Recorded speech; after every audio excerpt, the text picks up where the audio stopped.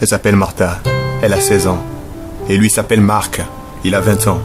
Il vient de se rencontrer sur un chemin sans retour. À la croisée de leurs visages, leurs yeux n'avaient plus d'issue de secours. Au fait, ils ne pouvaient plus se quitter ou penser à autre chose. Ils n'optisaient l'un vers l'autre, mais on ignorait la cause. Même le subconscient se laissait éclairer par la puissance de cet amour. Cet épiphénomène inexplicable, c'est le sens de l'amour. Alors, les rencontres se sont répétées sans arrêt. Pâtisserie, restaurant, salle de cinéma, du hall. Partout où l'atmosphère d'amour régnait s'y trouvait. Chantant, criant, s'étonnant la main, ils rêvaient. Les lendemains sans crainte, une histoire linéaire, écrite sous la paume de leurs mains, occasionnée par le destin d'une lueur, qui prend place à l'obscurité du doute, pour faire place à la lumière sur la route. Martha est folle de Marc, et vice-versa. Ainsi, la jalousie commence un petit chemin. C'est normal, car c'est le premier signe d'amour écrit depuis la nuit des temps sur les parchemins.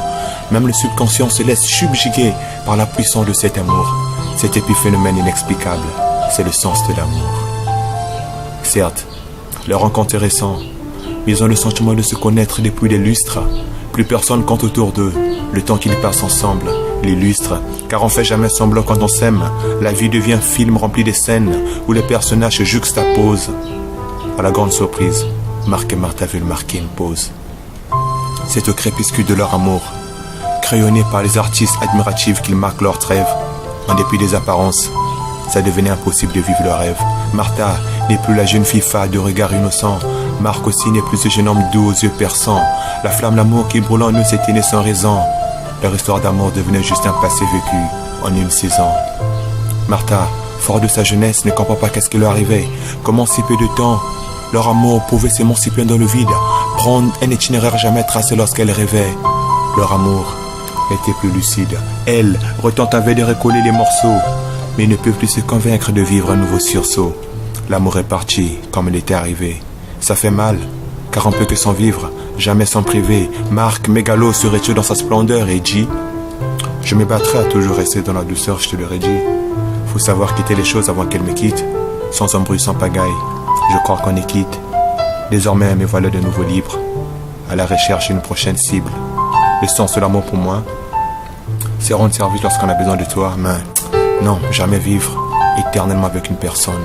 Même si d'après les dires, ça serait l'amour en personne. Oui, le sens de l'amour est une histoire que peu pouvaient croire illusoire, car tous deux se sont aimés en apparence, un amour sincère vécu à outrance.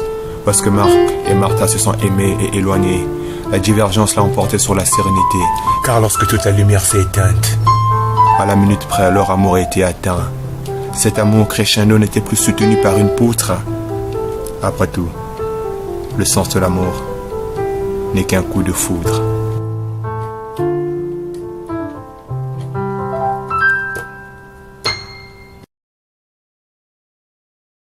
Elle s'appelle Martha, elle a 16 ans, et lui s'appelle Marc.